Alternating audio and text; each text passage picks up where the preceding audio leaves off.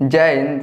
देखिए इस वीडियो में समझते हैं कि वीर्य पतला क्यों हो जाता है। अगर वीर्य आपका बहुत ज़्यादा पतला हो गया उसको हम कैसे गाढ़ा कर सकते हैं, और हमारे अंदर जो स्पर्म होते हैं यानी शुक्राणु होते हैं उनका क्वालिटी किस तरह से होना चाहिए। तो सबसे पहले हम यही समझते हैं कि वीर्य पतला होने का कारण क्या होता है। देखिए बाबू, वीर्य और स्पर्म में क्या होता है, अंतर होता है। अंतर क्या होता है समझिए। है क्या है बाबू, है पानी है। इसमें क्या है, पानी है।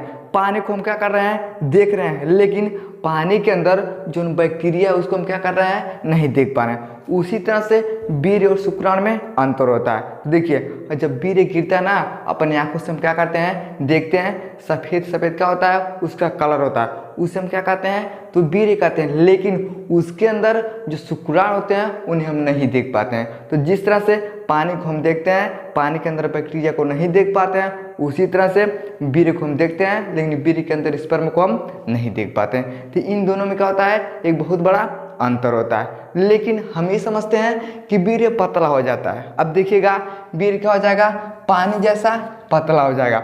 अब आप कहीं भी रहिएगा ना, आप सोइएगा, ऑटोमेटिक क्या होता है, आपका वीर्य निकल जाता है। चाहे आप पेशाब करिएगा तब भी निकल जाएगा, चाहे आप वैसे घूमने के लिए जाएगा और थोड़ा सा खोंक दीजिएगा तभी क्या होता है, बाहर आ जाता है। तो जब आपका वीर्य बहुत ज़्यादा पतला हो जाता है, पानी के जैसा हो जाता है ना, तो कहीं भी क्या होता है, वो गिर जाता है। अब उसके विषय हम थोड़ा समझते हैं। देखिए स्पर्म का कमी को हम क्या बोलते हैं, एंजियोस्पर्मिया बोलते हैं। तो एंजियोस्पर्मिया के विषय में हम पहले एक वीडियो बनाए हैं, उस वीडियो को आप लोग देख लीजिएगा।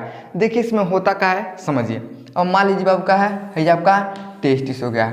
टेस्टिस में क्या बनता है, स्पर्म बनता है। यानी क्या होता है, टेस्टिस में स्पर्म बनता है। ये क्या है, तो टेस्टिस है।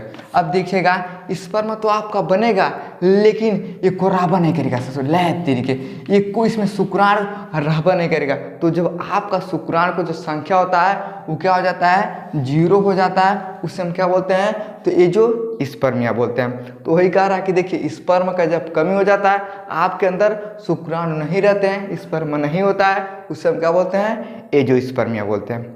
अब समझिए, देखिए अनहेल्दी स्पर्म का मतलब क्या होता है, कि अस्वस्थ स्पर्म। अस्वस्थ स्पर्म का मतलब क्या होता है, उसे ठीक से रहबा नहीं करेगा।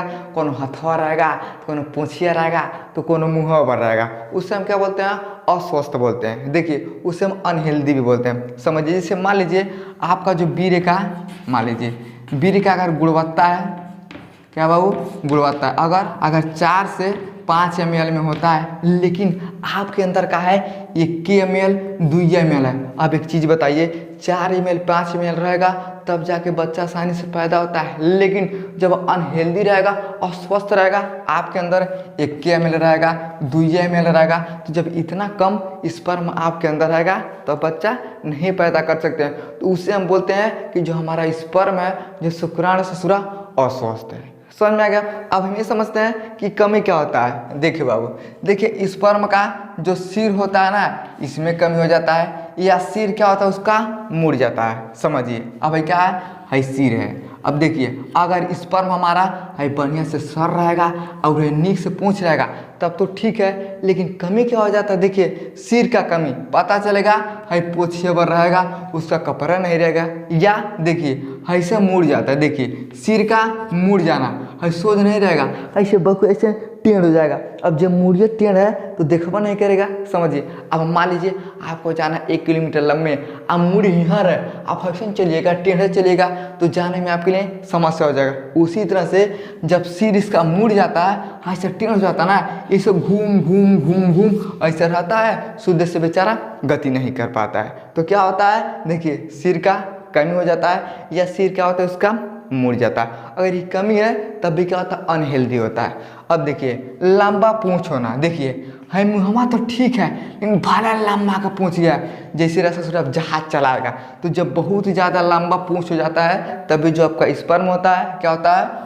अस्वस्थ होता है। अब देखिए स्पर्म का कमी, देखिए 5 ml होना चाहिए, लेकिन आपके अंदर 1 ml, और जब 2 ml स्पर्म रहते हैं तो आपके अंदर क्या होता है, स्पर्म का कमी हो जाता है। अब इतना भी देखिएगा तो कितना लोग सही रहेगा, कितना खराब रहेगा। समझिए अब मान लीजिए 1 मिलियन में होता है बाबू, मान लीजिए कितना होता है, 10 लाख। अब 10 लाख में से 5 लाख ठौरा का मुड़िए नहीं रहेगा, यानी क्या होगा, सर नहीं रहेगा। पता चलेगा 2 लाख में से जो है एक पूछ नहीं है, पूछ नहीं है। अब 3 लाख अगर जइबो करेगा तो आधा रहिए मर जाएगा, आधा आगे जाएगा, पूरा सही से नहीं जा पाएगा, जिसके कारण बच्चा आसानी से नहीं पैदा होता। तो मुख्य रूप से कितना होना चाहिए, तो 5 ml होना चाहिए। लेकिन जब 1 ml 2 ml रहेगा, कौन सही रहेगा, कौन खराब रहेगा, जिसके कारण इस शुद्ध से अंदर नहीं जा पाते हैं और बच्चा नहीं पैदा होगा। तो ये क्या होता है, अनहेल्दी होते हैं। अगर ये सब कमी है आपके स्पर्म के अंदर तो समझिए कि हमारा शुक्राणु ससुरा खराब है। समझ में आएगा।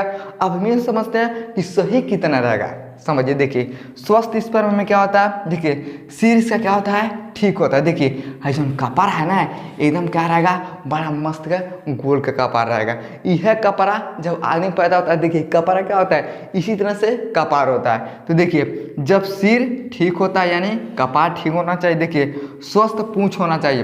देखिए जो पूंछ है ये ना ही बहुत ज़्यादा बढ़ना रहेगा, ना ही छोटा ना। समझिए, अब मान लीजिए गोल का है, पता चलेगा हिन्ना पूंछ रहेगा तब वो बेकार है, और जब बहुत ज़्यादा हो जाएगा तब वो बेकार है। यानी क्या होना चाहिए, एक स्वस्थ पूंछ होना चाहिए और स्वस्थ इसका क्या होना चाहिए, सर होना चाहिए।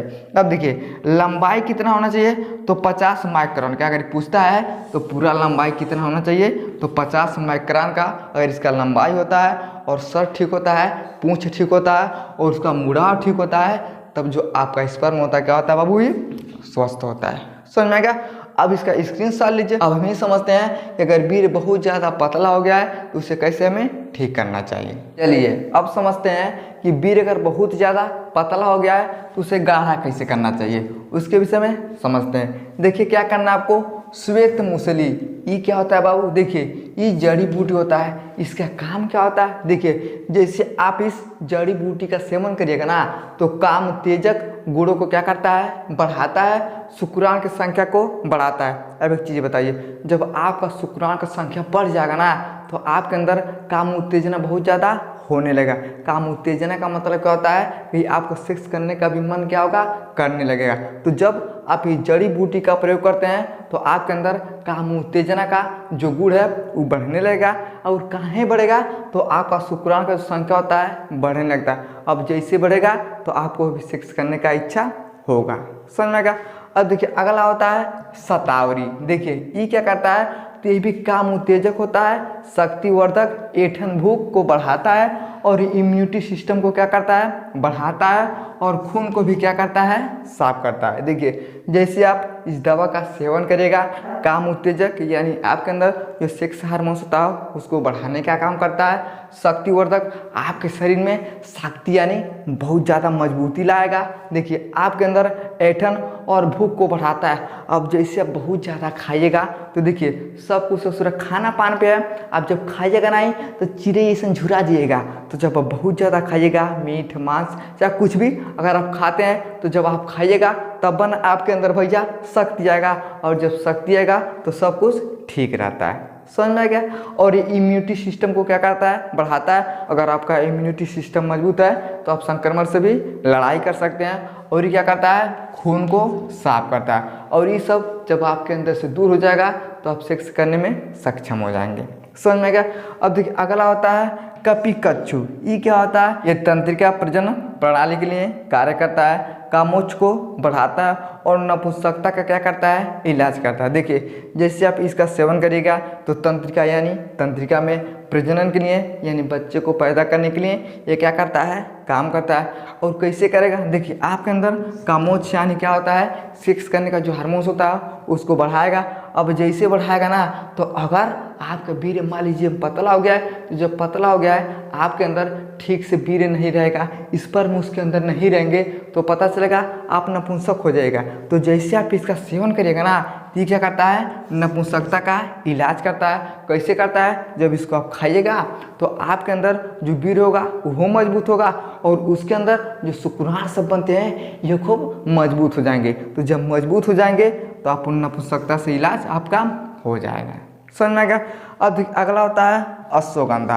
अश्वगंधा तो ये सबको पता है। देखिए ये प्रजनन तंत्रिका प्रणाली को सुधार करता है और सबसे बड़ा काम क्या होता है, देखिए टेस्टोस्टेरोन को क्या करता है, बढ़ाता है। अब समझिए कि होता क्या है। देखिए जो टेस्टोस्टेरोन होता है, देखिए है क्या हो गया, मान लीजिए है आपका क्या हो गया, पेनिक्स हो गया। क्या हो गया, पेनिक्स। है देखिए है क्या हो गया आपका, टेस्टिस हो गया। तो टेस्टिस में क्या बनता है, तो देखिए स्पर्म बनता है। लेकिन इस स्पर्मा को कौन बनवाता है, तो ये जो टेस्टोस्टेरोन नाम का ना हार्मोन्स होता है, यह क्या करता है, स्पर्म को बनवाने में बहुत ज़्यादा मदद करता है। तो जैसे इसका कमी हो जाएगा, अब जब कमी हो जाएगा, ये हार्मोन्स कमजोर हो जाएगा, तो घंटा स्पर्म बनवा नहीं करेगा। तो जैसे आप अश्वगंधा का सेवन करते हैं ना, ये क्या करता है, इसमें बढ़ा देता है, यानी क्या करता है, टेस्टोस्टेरोन के लेवल को आगे बढ़ाता है। अब जैसे ही आगे बढ़ता है, ये धड़ाक से बोलता है रे ससुरा जल्दी बनाओ, तो क्या होता है, तुरंत स्पर्म बनना शुरू हो जाता है। तो जैसे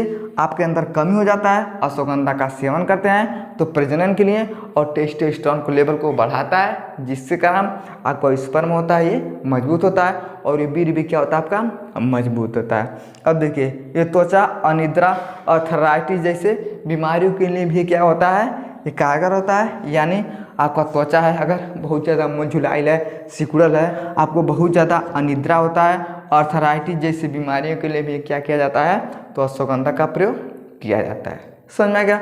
अब देखिए अगला होता है व्यायाम। देखिए इम्यूनिटी को मजबूत करता है, तनाव को दूर करता है। अब मान लीजिए आपका जो वीर्य है भैया, ये बहुत ज़्यादा पतला हो गया। अब आपके अंदर शुद्ध से वीर्य भी नहीं है और शुक्राणु का भी कमी है, आप एकदम टेंशन में दे तरीके अब क्या करेंगे, ससुर शादी विवाह करके क्या करेंगे, हमको भैया कोई मन नहीं करता है। हमारे अंदर जब स्पर्म पतला है, बार बार गिर जा रहा है, उसके अंदर ससुरा शुक्राणु भी सही से नहीं है, तो शादी विवाह करके हम कुछ नहीं कर सकते हैं। तो देखिए अगर आप एक्सरसाइज यानी व्यायाम करते हैं तो आपके अंदर इम्यूनिटी सिस्टम को मजबूत करता है और तनाव को दूर करेगा। आप जब टेंशन से मुक्त हो जाएगा ना, तो ऑटोमेटिक धीरे धीरे क्या हो जाता है, ये ठीक होने लगता है। समझ में आ गया। तो आपको क्या करना है, व्यायाम भी करना है। अब देखिए अगला होता है गोछुरा। ये क्या होता है, देखिए ये प्रजनन श्वसन तंत्रिका के लिए काम करता है और काम उत्तेजना की गुणवत्ता को क्या करता है, बढ़ाता है। अब जैसे ही आपके अंदर काम वासना जागेगा, तो कहाँ जाग रहा है, तो आपके अंदर हार्मोन्स भैया तेजी से बढ़ रहे हैं। पहले ससुरा नहीं बढ़ रहा था, लेकिन जब ये सब खाइएगा तो क्या होता है, काम उत्तेजना बहुत तेजी से बढ़ने लगता है। अब जब बढ़ेगा तो आप संबंध आसानी से और ठीक से बना सकते हैं। देखिए यौन रोग नपुंसकता का भी क्या करता है, इलाज करता है। अगर यौन रोग महिला को हो गया है, आपके अंदर नपुंसकता है, तो इसका क्या करता है, इलाज करता है। इलाज कैसे करेगा, देखिए टेस्टोस्टेरोन के लेवल को क्या करता है, बढ़ाता है। तो पहले ही हम आपको बताया है कि जो टेस्टोस्टेरोन होता है, ये क्या करता है, स्पर्म को बनाने का काम करता है। तो जैसे आप इसका भी सेवन करते हैं ना, तो टेस्टोस्टेरोन के लेवल को बढ़ाएगा। अब जैसे बढ़ाएगा, ये तुरंत क्या करेगा, स्पर्म को बनाना शुरू करेगा। अब जब स्पर्म को बनाना शुरू करेगा, तो पता चलेगा 1 ml से 2 ml 3 ml 4 ml 5 ml जब हो जाएगा, तो एकदम मजबूत हो जाएगा।